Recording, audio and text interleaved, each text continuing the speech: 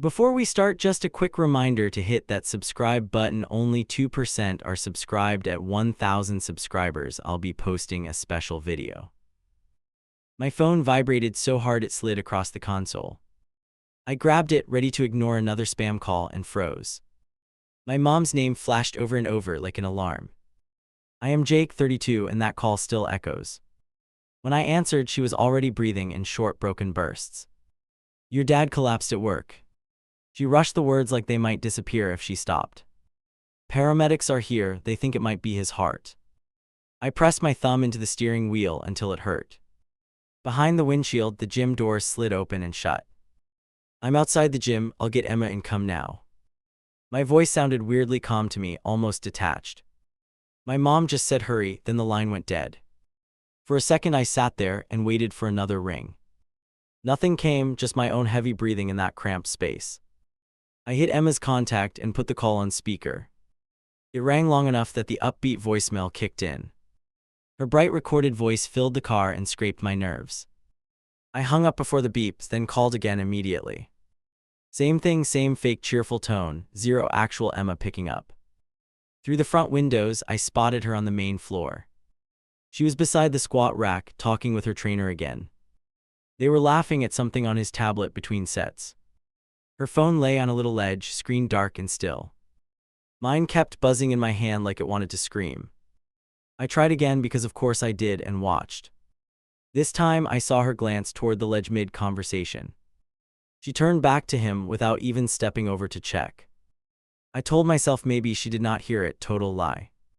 I already knew she kept her ringer off during every workout.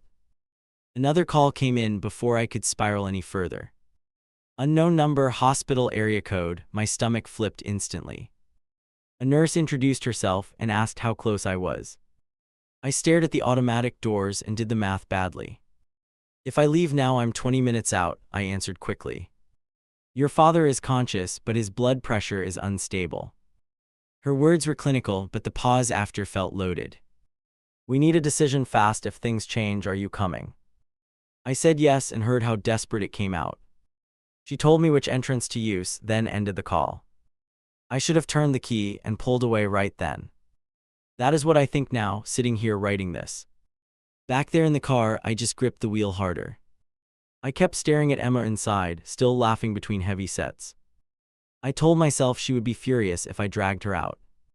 You know that stupid tug-of-war in your chest? Half of you wants to act now and explode everything. The other half wants to keep the peace and stay small. I chose small that night, and I hate admitting that choice. I lowered my head and hit her number one more time. Voicemail again, same bright voice talking about leaving a message. My own reflection in the screen looked tight and exhausted.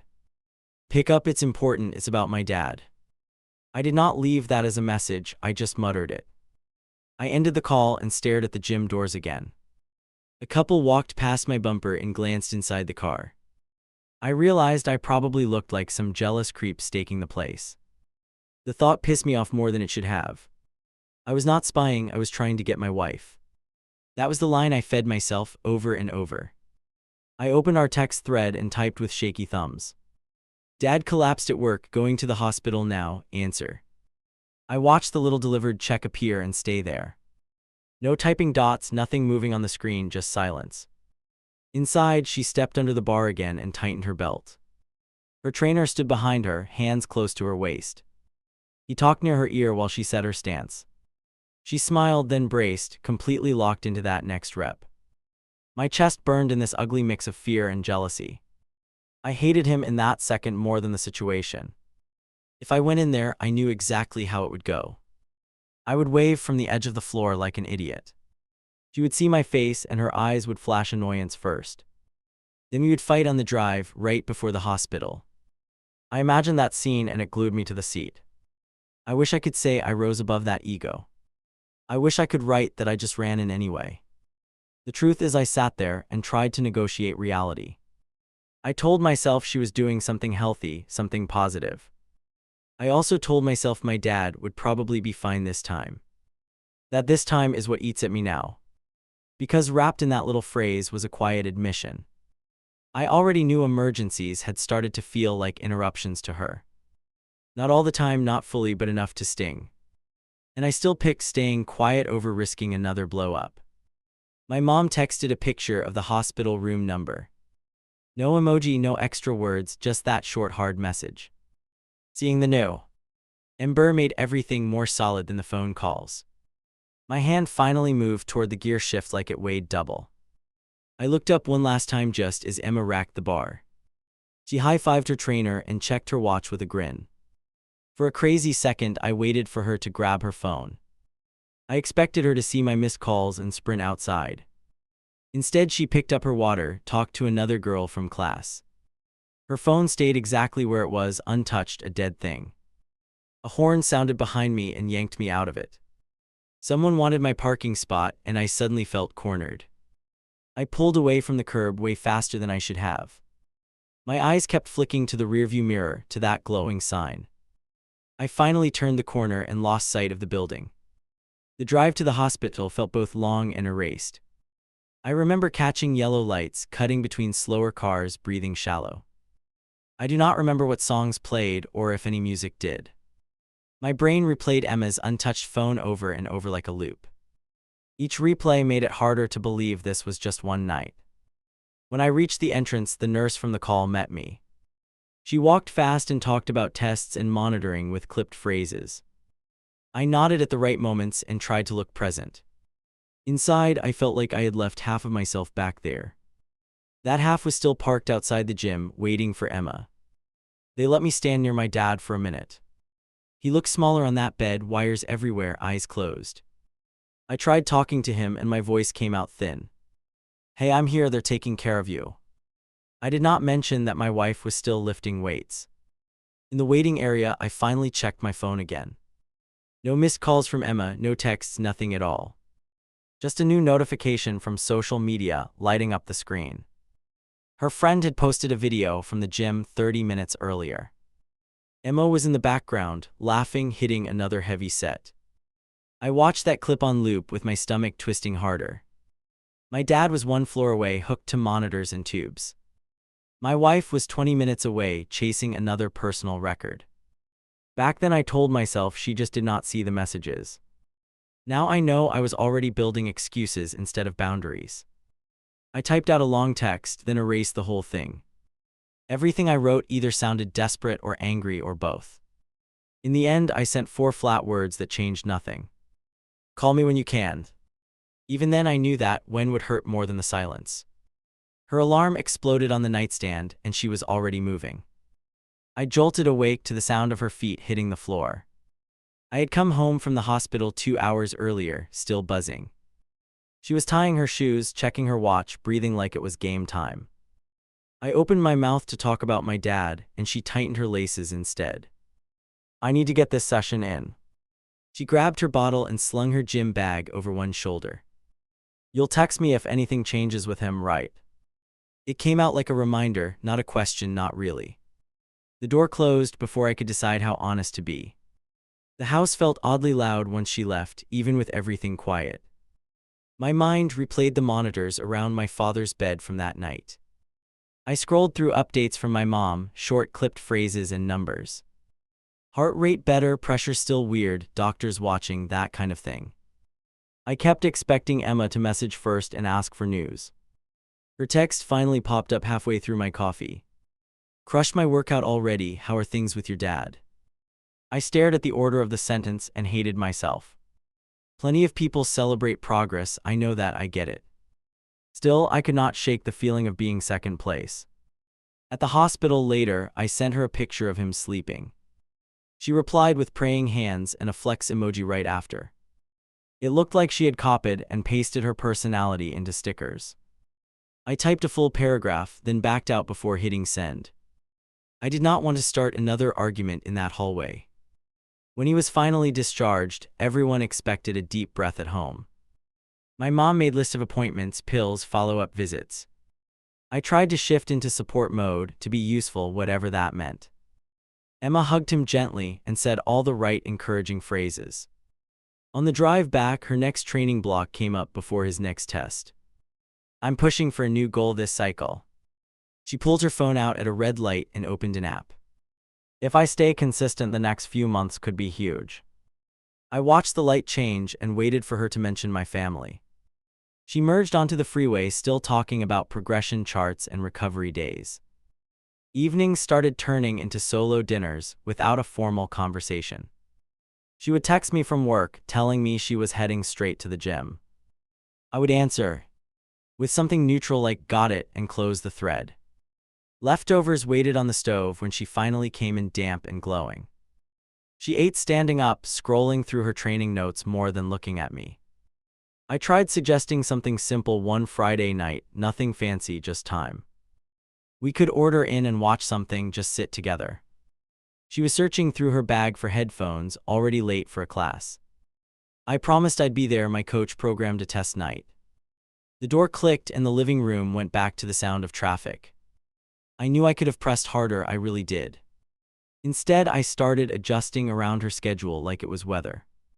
I planned my calls with my mom between her workout windows. I booked my dad's follow-ups for times when I could drive alone. It was easier than asking Emma, which mattered more that week.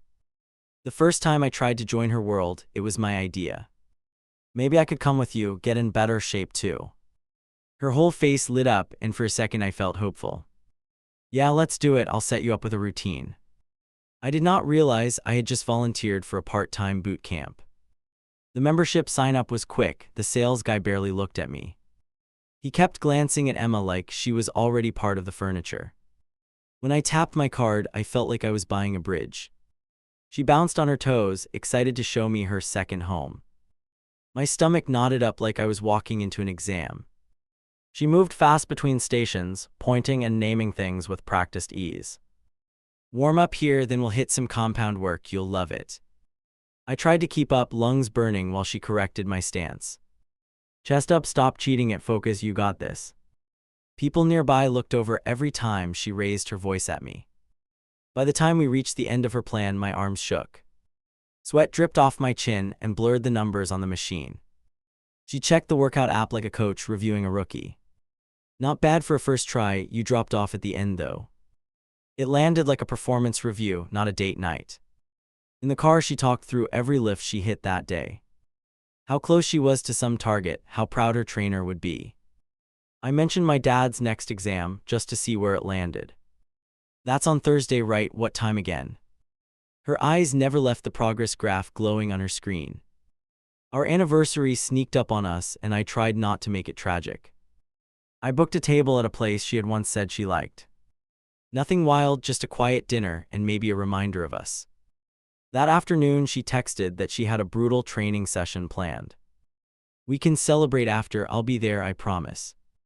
I arrived on time and asked them to hold the table a bit. My phone stayed on the table like some nervous extra guest. 30 minutes passed, then 45, no new messages from her. When I finally called, music blasted through the background on her end. I'm almost done, class ran long, don't cancel, I'm coming. I told the server to give it a little more time, just in case. Another couple took the table next to mine and ordered drinks. I pretended to read the menu while checking the entrance every minute. An hour in, I texted her that I was heading out. She sent back 3 apology messages and 1 sweaty selfie from the gym.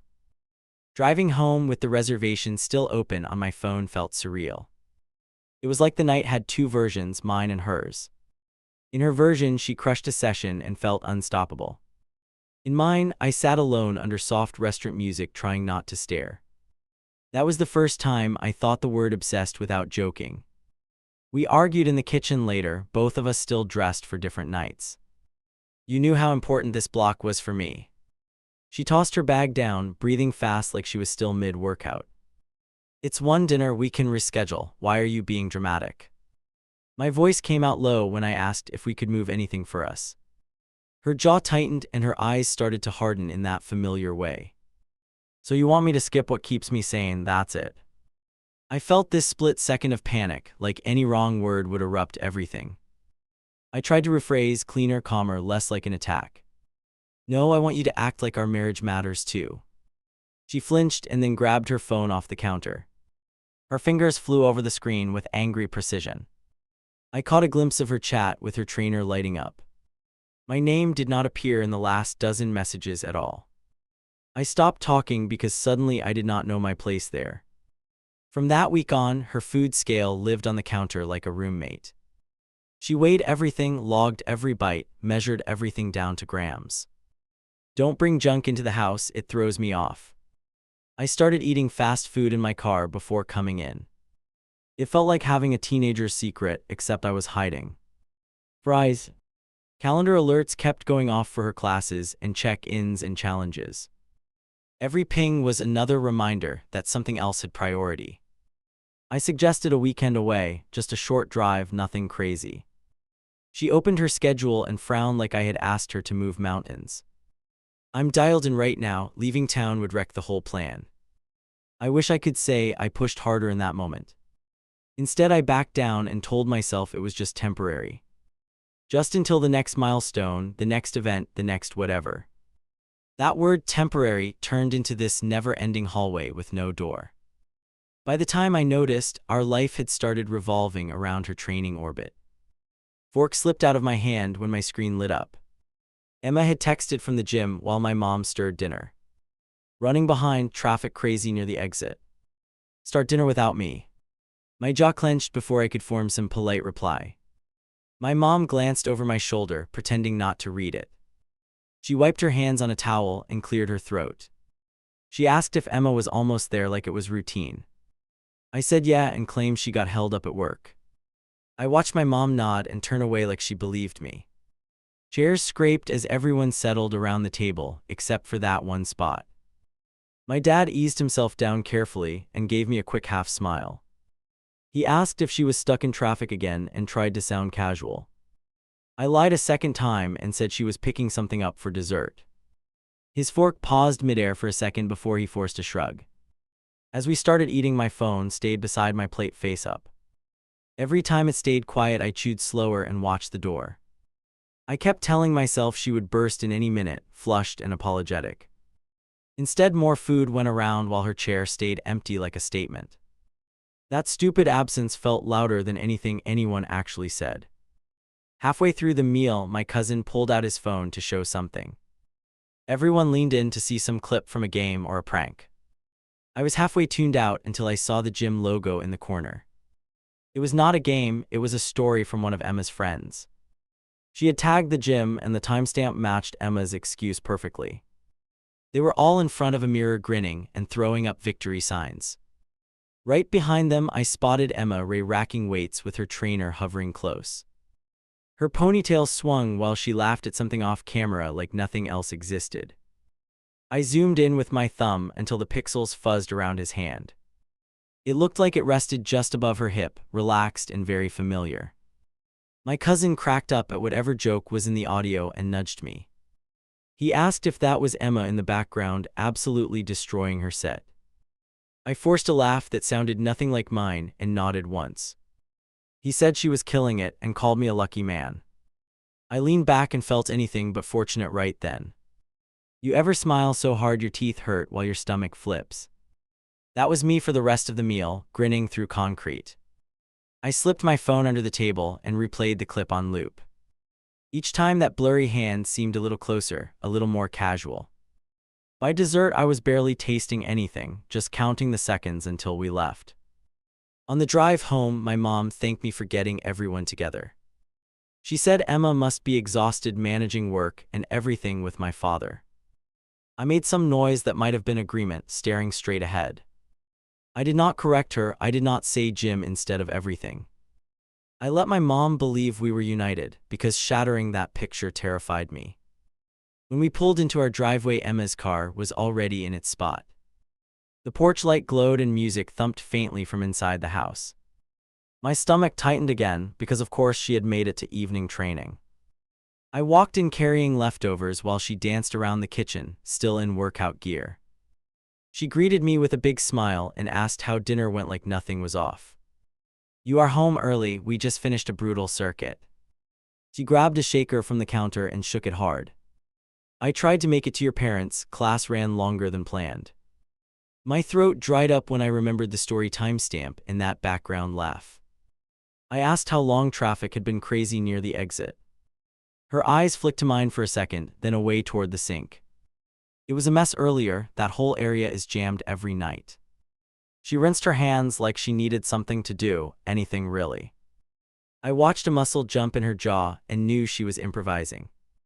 I nodded slowly while my brain screamed that I had proof in my pocket. I wish I could say I confronted her right there. I wanted to drop my phone on the counter and hit play. Instead, I swallowed whatever was rising in my throat and changed the subject. I asked about her new routine, asked if the trainer had updated anything. Every question felt like handing her more rope, and I kept going anyway. Later that night, we climbed into bed at totally different speeds. She collapsed face down and her legs twitched while she scrolled through her feed. I lay on my back staring at the ceiling, hearing my pulse in my ears. Every little notification ping from her side of the mattress scraped my nerves. She laughed at something and turned the screen toward me for a quick meme. I watched a photo of her and the trainer flash past in the grid. They stood side by side flexing while sweat shone on both of them. The caption talked about discipline and grinding and chasing goals as a team. Comments piled under it calling them unstoppable while people praised their chemistry and tagged friends. I made a joke about her having a whole second husband at the gym. She snorted and tossed the phone on her chest like it weighed nothing. He is basically my coach, and that is it, you know. She nudged my arm and asked if I was jealous of her progress. I answered that I missed her, which was not quite the same thing. She kissed my cheek absent-mindedly and muttered about tomorrow's workout before drifting off. I lay awake long after her breathing settled into a slow rhythm. The darkness made the glow of her screen on the nightstand feel louder. Each time another alert pulsed, I imagined it was from that chat thread. I knew her passcode. We had set them together on a weekend afternoon. My hand hovered over the phone more than once, then retreated. You know that line you swear you will not cross? For me, it was reading someone else's messages, snooping like some cliché. Around midnight, the tension finally broke, and I reached over quietly. I lifted the phone and prayed she would not stir while I held my breath. My thumb tapped the code almost on its own, years of habit guiding it. Her home screen was a minefield of little red bubbles staring back. I ignored everything except the icon with the most notifications sitting on top. Her conversation with the trainer sat pinned above everyone else with a fresh alert. The preview line showed his last text, calling her an absolute machine tonight. My chest clenched, but my finger still opened the thread like it belonged to me. The feed was stacked with short messages and lines of numbers and times. He listed sets and reps, hyping every small improvement like a championship. She answered with either jokes or updates about how heavy something felt that day. Sprinkled between them were photos from the gym, quick snaps taken in mirrors. In almost every one she was grinning and leaning toward the lens like pure pride. Then I hit the first locker room picture and my stomach dropped. She had tilted the camera up with bare shoulders and a damp sports bra.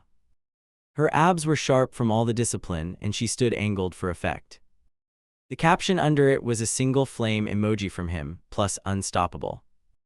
I knew it was tame by internet standards, but it still burned. I kept scrolling, even though part of me begged to stop. More of the same came through, feedback and fire emojis and little jokes about weekdays. I noticed she answered him faster than she replied to my texts sometimes. I noticed she told him when she felt low, when she crushed a target. I realized there were entire moods I had only seen after he already knew. Eventually guilt caught up and my hands began to shake around the phone. I closed the app and hit the side button, then set it back exactly. For a second I just sat there staring and listening for any change in her breathing.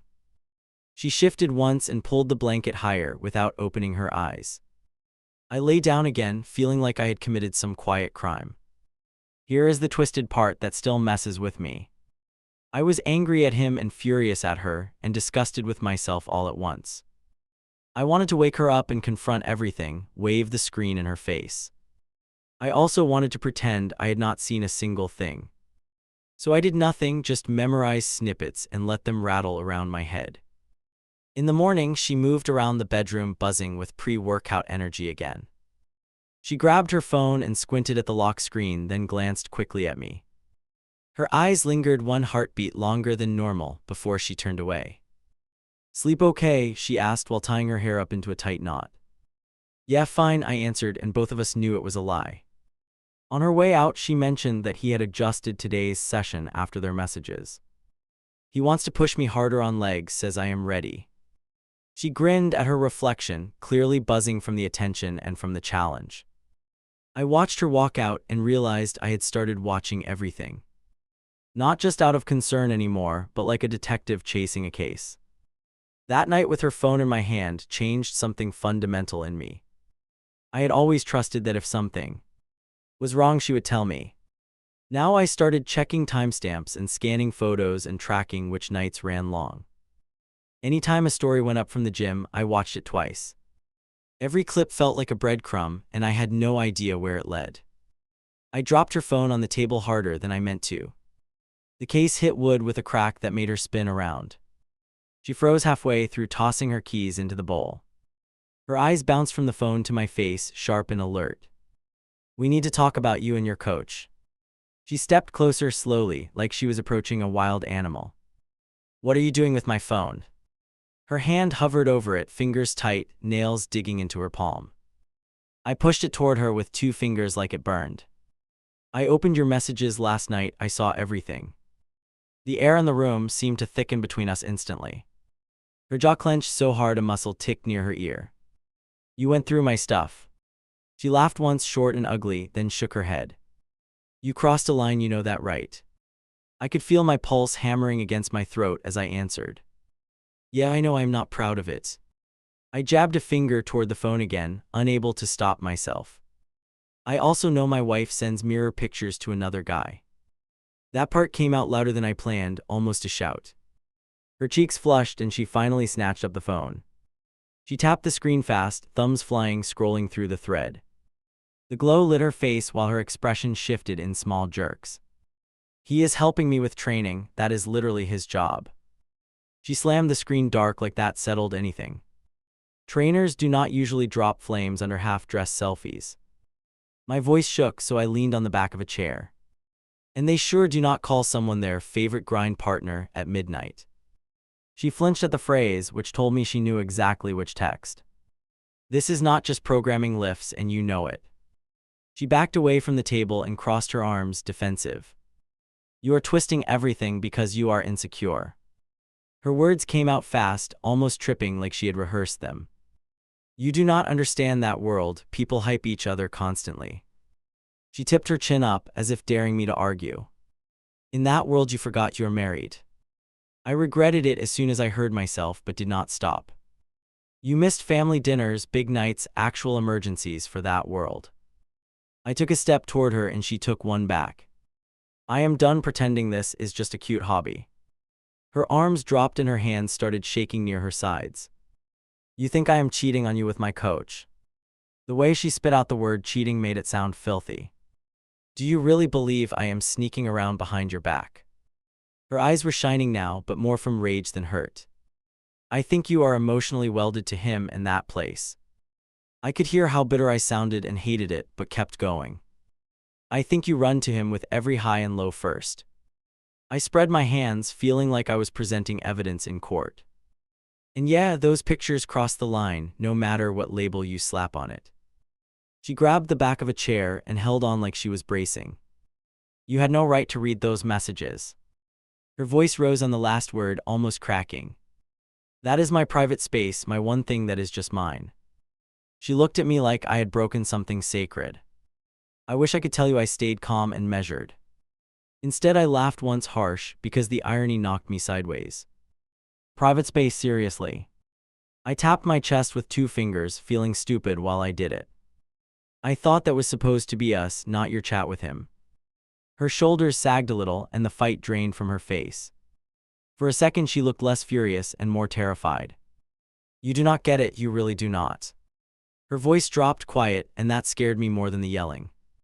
"If I stop, everything slips, and I cannot handle that." I frowned before I could stop myself because that shift confused me. Handle what? I expected another excuse about focus or performance or goals. She let go of the chair and pressed her palms flat on the table. When I am not training, I feel like my skin is wrong. Those words landed heavier than any accusation had that night. She stared at the table, breathing faster, like the truth itself winded her. I see every flaw, every inch, every little mark all at once. Her fingers curled, nails scraping wood, as if she wanted to claw something off. Lifting is the only time I am not counting everything I hate. I stood there, completely stuck between anger and sudden pity. Part of me wanted to reach for her right then. Another part wanted to stay mad because it felt safer. That does not excuse hiding this connection. I searched for a word that was not fair and still felt dirty.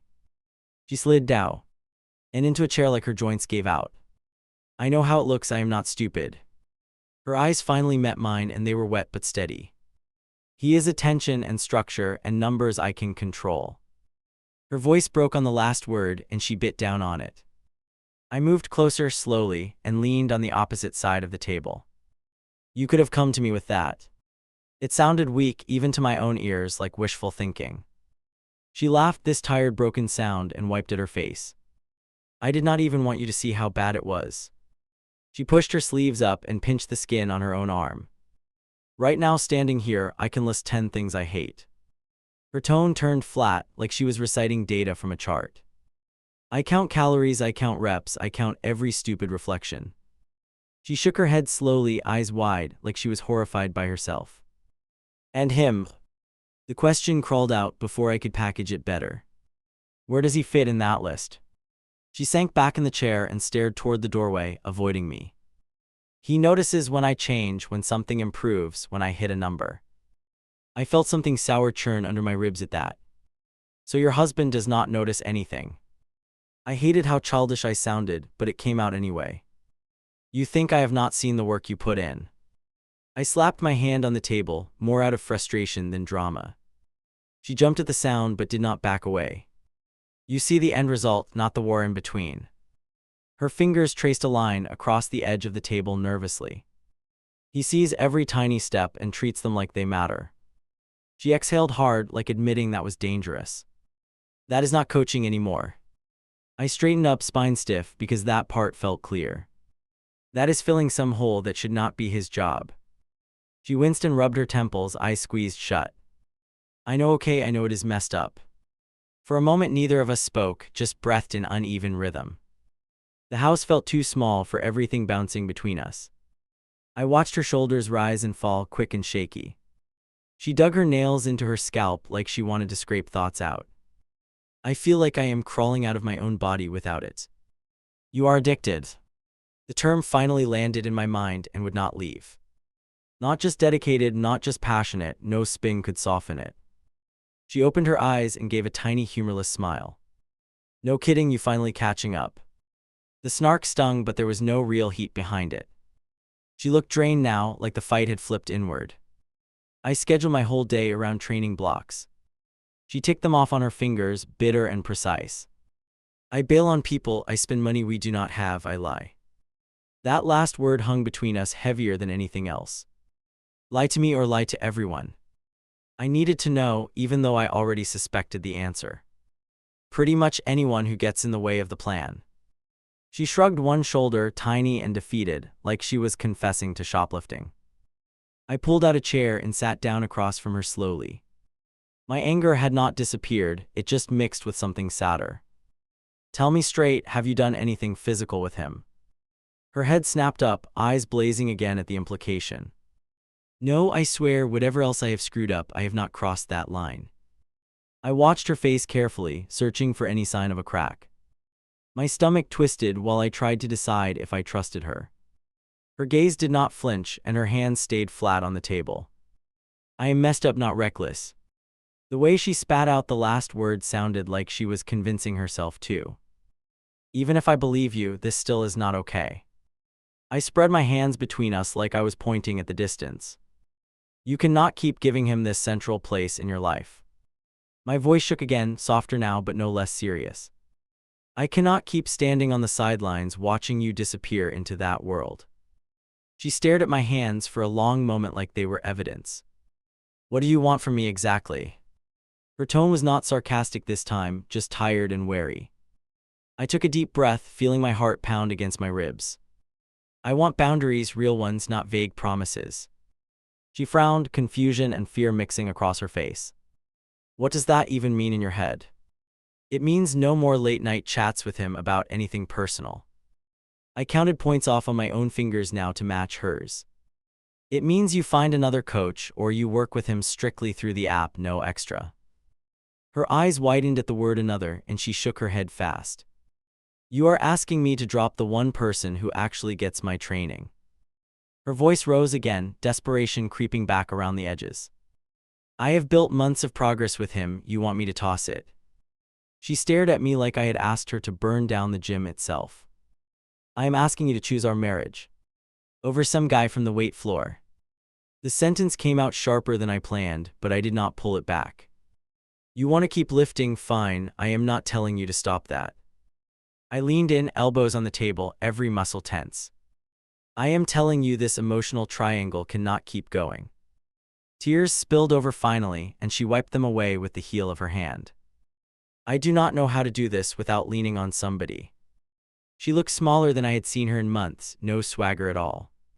If I cut him off, all that pressure comes crashing back on me. Her voice dropped to a whisper, raw and scared, and on you. The truth in that last part hit me like a punch. She was right, even if I hated hearing it spelled out. If she removed him, the anxiety was not going to vanish. It would land in our house like a storm we were not ready for. I could feel that weight pressing in already, and it honestly frightened me. We get help, that is not some dude texting you flex emojis. The words left my mouth before I fully thought them through. Actual help, someone trained to handle this stuff. She blinked a few times, like the idea had never been on the menu. You mean a therapist or something? Yeah, that. I nodded once firm, even though my insides felt wobbly. Someone neutral, someone who does not benefit from you staying obsessed. She looked away toward the hallway, chewing the inside of her cheek. I do not want a stranger digging through my head. You already have a stranger in there, and he bills you for it. That came out harsher than I intended, but I did not apologize. Her lips pressed together like she wanted to snap back, then stopped herself. I would feel like a failure walking into some office and admitting this. She let out a shaky breath, like I could not control my own life. You are sitting here telling me you cannot control it. My tone softened on that because I was not trying to corner her. That is not failure, that is the first honest thing we have had in months. She let those words sit for a second, eyes darting back to mine. I hate that you are right about that.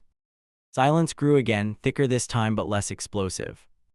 I could hear the faint hum from the fridge, the distant traffic outside. Normal sounds that did not match the mess between us. So here's where I am at. I swallowed hard because this was the line in my head. I cannot stay in this exact setup much longer. I watched her flinch, even though I had not said the word divorce.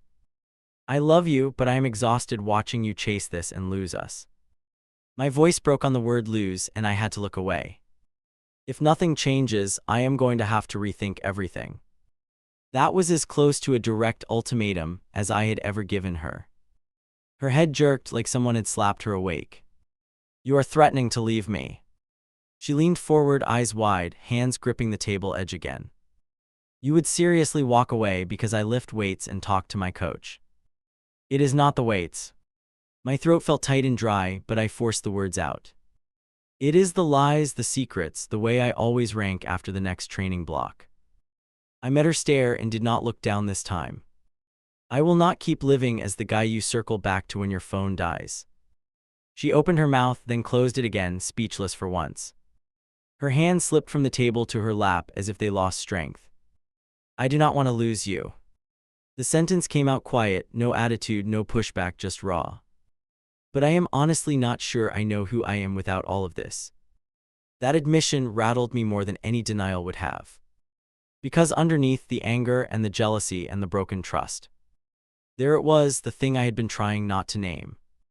She was not just clinging to some guy, she was clinging to an identity built around strain. And I realized I was asking her to drop it without knowing what she would grab next. We sat there for a long stretch, staring at the same scratch on the table. No more shouting, no more rapid-fire blame, just two very tired people. She finally dragged in a breath that shuddered all the way through.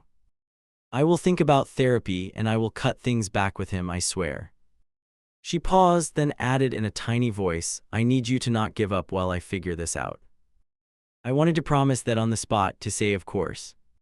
Instead, I nodded slowly, because anything stronger would have been a lie. Then start figuring fast. My chair scraped back as I stood, and my legs felt unsteady. I am hanging on, but I am closer to the edge than you think. By the third session, she was answering for both of us. The therapist asked how the week had gone between us. Emma jumped in before I could even open my mouth. We're doing better, fewer arguments, we're communicating more. I stared at her moving hands and wondered who we was. The therapist shifted her attention to me with a small nod. Do you agree with that?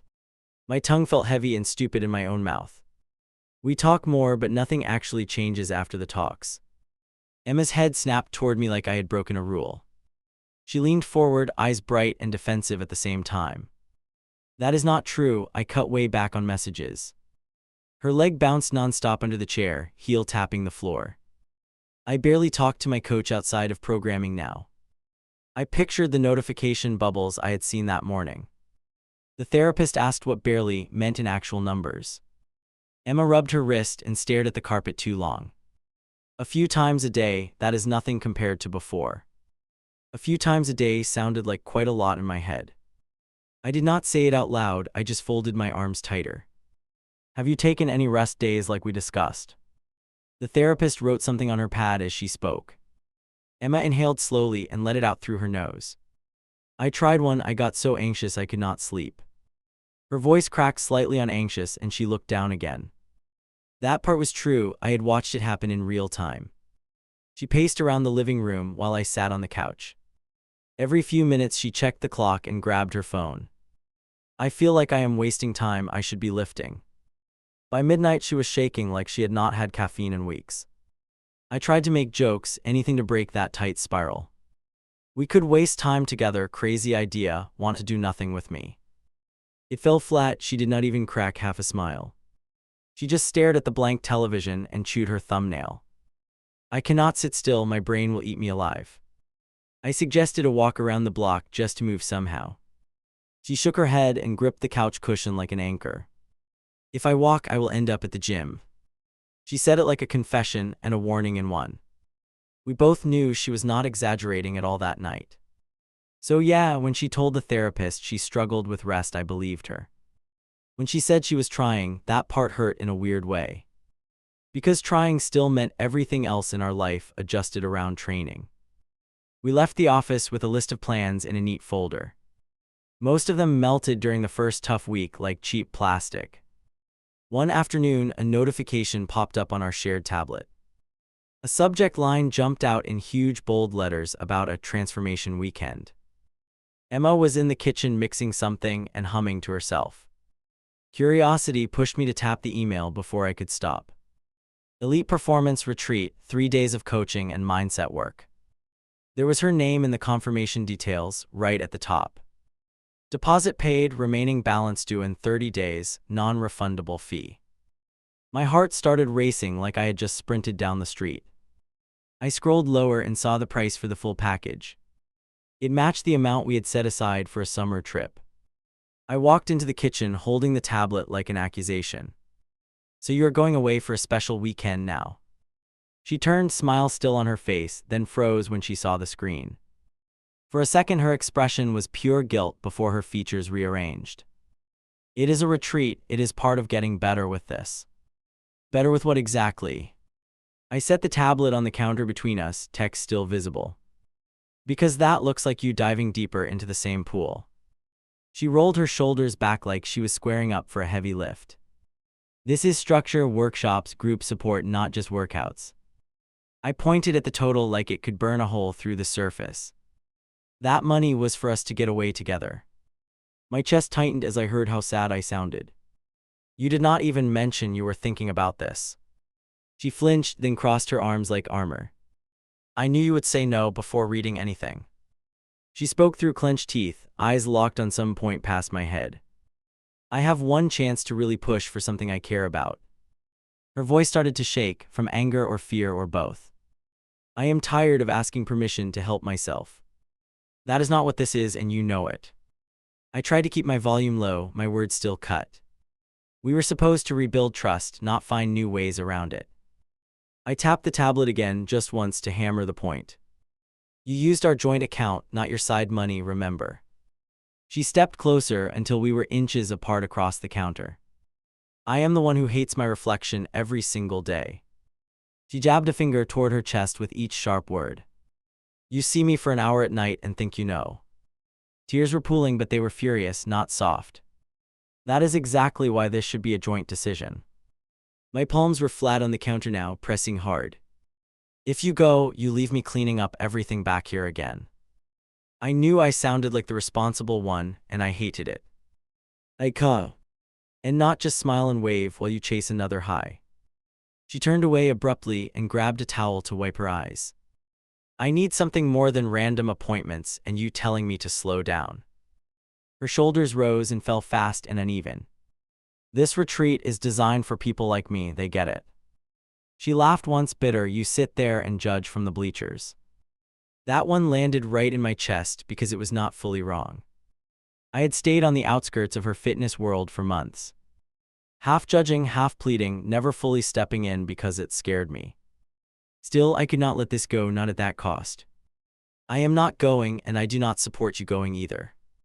Those words hung between us like a drawn line on the floor. She turned slowly, eyes red, expression wiped clean and cold. I was not planning on you coming anyway. She put the towel down with almost surgical precision. This is for me, not for us, and that is the point. The rest of that evening passed in clipped sentences and long silences. We moved around each other carefully, like two people in a crowded hallway. When we finally got into bed, we lay back to back. I stared into the dark, counting each inhale to stay calm. My mind kept jumping ahead to her leaving town without me.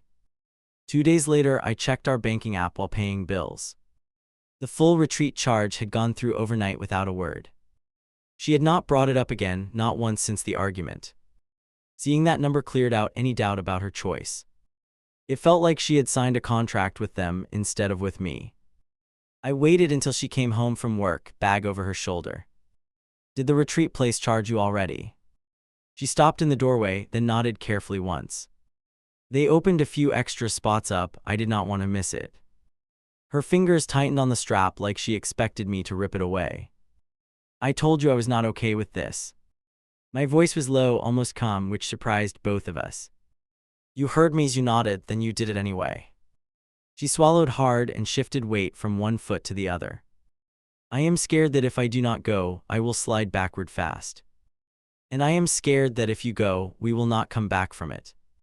That came out harsher than I intended, but I let it stand. She opened her mouth, then closed it again, searching for words. I have to pick me this time. She whispered it like a vow, not like a choice. The week before the trip, the house turned into a staging area. Supplements lined up by the fridge, outfits laid out on the bed. I watched her sort gear into piles with clinical focus. No music, no jokes, just that tight, serious expression she wore before a heavy session. I felt like background noise in my own home while she prepared to leave. One night, I tried to cut through the planning with something real. Do you want me to drive you to the airport? She glanced up from folding and really looked at me for once. That might be weird if you are this upset about me going. She gave a tiny shrug. I can get a ride with people from the gym. So there it was again, that life built around her training crew. They would pick her up, they would cheer, they would post everything. I pictured the photos already, her in the center, me nowhere. I sat on the edge of the bed and rubbed my eyes hard. Just answer one thing, what happens if you come back exactly the same? She paused mid-fold and stared at the wall for a long beat. Then I guess I will finally know there is nothing left to try. Her shoulders slumped for a second before she straightened again. You do not get how desperate this feels inside my head. I believed that, but it did not make this hurt less. The night before she left, we barely spoke at all. She double-checked her schedule, checked in with the retreat coordinator, checked everything. I sat at the table paying another medical bill for my father. Every few minutes I glanced up, hoping she would start a different conversation. She never did, she just zipped her duffel and set it by the door. Morning came with an eerie kind of quiet in the house. No clanging dishes, no early music, no usual rushed routine. Her side of the bed was empty and already cold. For one foolish second, I thought she had changed her mind overnight. Then I walked into the kitchen and saw the counter. Her duffel sat neatly beside the door, ready to move. Next to the coffee maker, her wedding band lay in a small circle. It was not in a box, not wrapped, just sitting there naked. My chest tightened like someone had twisted something inside with both hands.